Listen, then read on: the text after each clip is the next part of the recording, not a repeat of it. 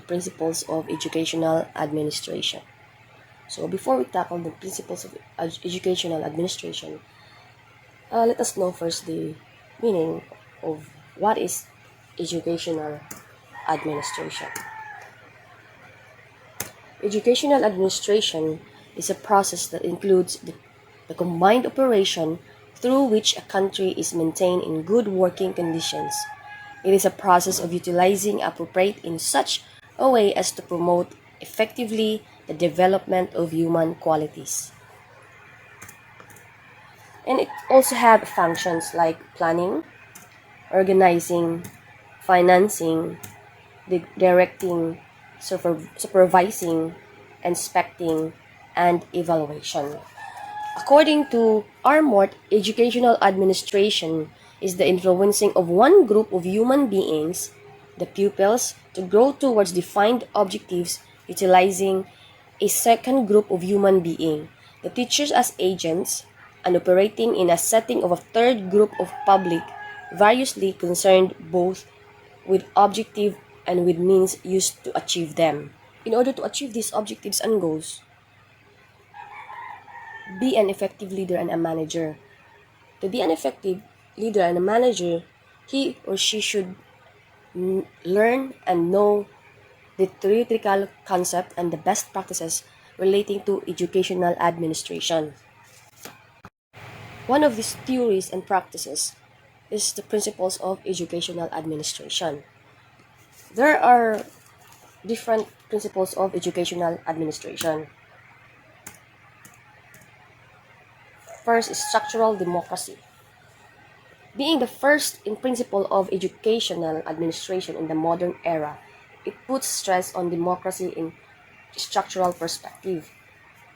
It implies the exercise of control in democracy. The meaning of exercise of control in this light should be such that it helps the students as future citizens in fulfilling their needs and requirements, tending to their self-realization, safeguard the democratic government and welfare of people at local, state, and national levels. The educational administration has to practice the principles of democracy both in structural and functional form. In this regard, the educational administrator will be a fittest one who can manage autocracy as and when necessary to achieve the goals of an educational program. For actualizing it, he has to perform his duty as democratically as possible. Now let's move on operational democracy. This principle of educational administration gives priority on the practical aspect of democracy as a way of life and form of governance. To this, the essence of democracy is to give importance on the dignity of every individual and assisting him to understand himself. In this context, these principles considers democracy as a matter of spirit, way of life, and a mode of behavior. Keeping this in view, it is the task and responsibility of an educational administrator to focus on day-to-day happening in relation to democratic society in educational perspective that are relevant in wider extent. Because this sort of democracy seeks to make democracy more practical rather than formal. For example, a school or an educational institution is regarded as the society in miniature or a small society. It means the entire picture of the society has been reflected in the school.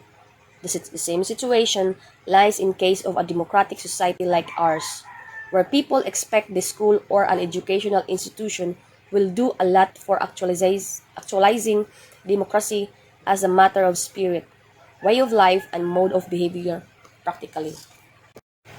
In this light, it should be the function of the educational administrator to achieve it, for which he may take the view of the students, consult with the staffs, the specialists, expects and community members before taking any decisions. This results in the emergence of a good and effective social order by the school or educational institution as an agency of education. Overall speaking, this type of democracy as a principle of educational administration gives importance on adaptability and relevance of day-to-day happenings of democracy in relation to educational perspective, so far its administrative aspect is concerned. Now let's proceed to justice. Generally speaking, justice refers to provide every individual his due in the society by honoring in his individuality. This meaning of justice is the essence of democracy, as justice is one of the basic hallmarks of democratic administration. It is regarded as an essential principle of educational administrating, which is democratic in form and practice. For practicing justice in educational administration, there is the need and essentiality of giving due reward and share to every individual to his efforts and achievements. Besides, every individual is to be given tasks or assignment in accordance with his needs, requirements, abilities, aptitudes, and etc. Hence, the educational administrators, for practicing justice as one of the principles of educational administration, must be judicious while dealing with employees, students, and public. But in practice, it is not happening as the educational administrators very arbitrarily exercise discretionary powers and to narrowly apply uniform rules in one point. And uniformity of rules in educational administration does not provide equality which is necessary to safeguard the individuals in another point. This nature of educational administrator goes against the very essence of justice, as it is to be free from such bias nature of them. Hence, the educational administrators have to reduce this tendency to minimum for making justice beneficial, healthy, and impartial in nature, and approach as a principle of modern educational administration. Okay, next is the equality of opportunity. One of the important social objectives of educational is to equalize opportunity or facility for enabling the backward or underprivileged classes and individuals to use education as a means for improvement of their condition. In order to keep equality of opportunity in concrete shape in the field of education, educational administration plays a vital role. For this, greater emphasis should be given on equality of educational opportunity for the sake of accelerating the process for building up on egalitarian human society in which the old social exploitation will be reduced to minimum. The principle of uniformity is not to be practiced and maintained in the field of educational administration, as equality does not refer to uniformity. The cause is that opportunity means to provide adequate facility or scope to every individual for his development. In this context, the reasons for existence of inequalities of educational opportunities cited by the Education Commission 1964 to 1966 which must be stressed in the field of educational administration. These are unequal distribution of educational institutions throughout the country, poverty of a large section of the population and relative affluence of a small minority, disparity between the education of boys and girls at all stages and in all sectors of education, disparity of educational development between the advanced classes and the backward classes.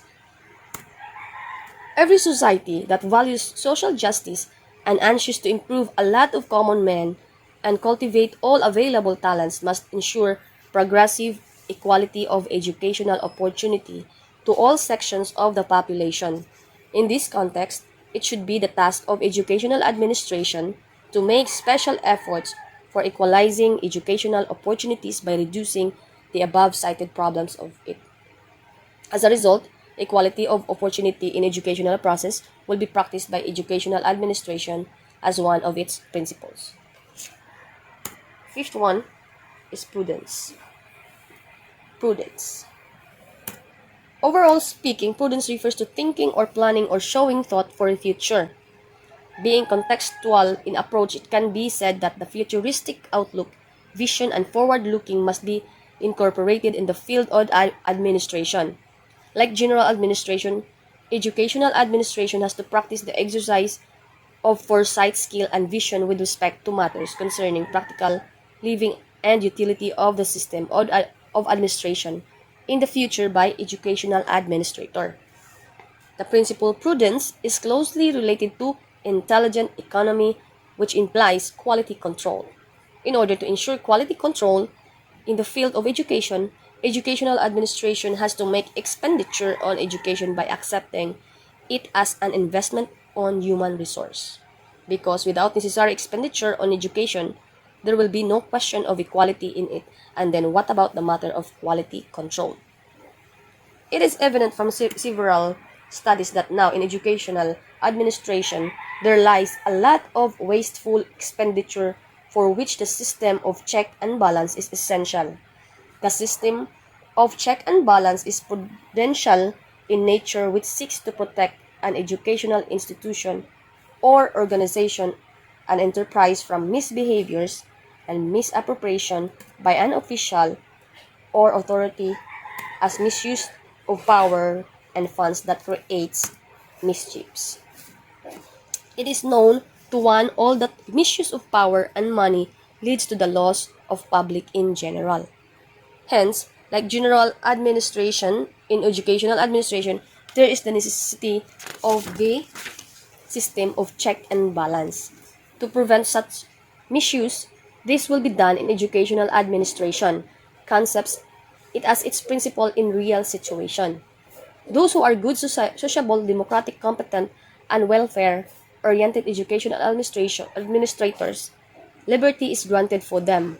Liberty is granted to them with not making the system of check and balance rigid, because it is essential to give freedom to the competent and delicate person as educational administrators who are in the interest of good administration.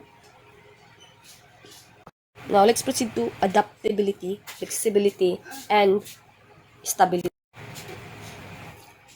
An institution must be able to adjust with changing situations by fulfilling the developing needs and by improving its day-to-day dealings with persons or agencies involved. These characteristics of an institution is called adaptability.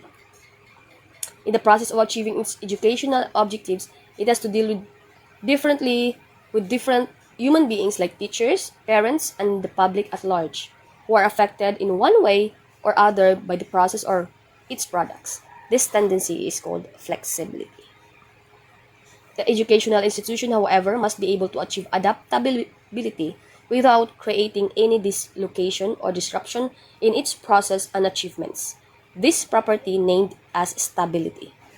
An institution must have these three characteristics in order to be able to achieve its objectives adequately and to give due regard to all persons concerned in some way or another. These three characteristics are dynamic, adaptability, and flexibility are especially so. Stability, however, is called as prudential check on the change which retains good in the old and gives up bad in the new. Hence, careful evaluation of the old as well as the new is an essential feature of stability. Adaptability is concerned with acts of change and flexibility to a great extent to counteract with uniformity, and stability is mainly the counterweight to adaptability. Thus, on the whole, adaptability is the capacity of an enterprise to change, to develop, and to improve. Flexibility is the capacity of an institution to react in variance with persons and situations affected and to warn against the dangers of uniformity. Stability, on the other hand, is the capacity of an organization to safeguard the merits of the old while it is in the process of change. Hence, all these three qualities of adaptability, flexibility, and stability are complementary to each other. That's all. Thank you. Stay safe, everyone.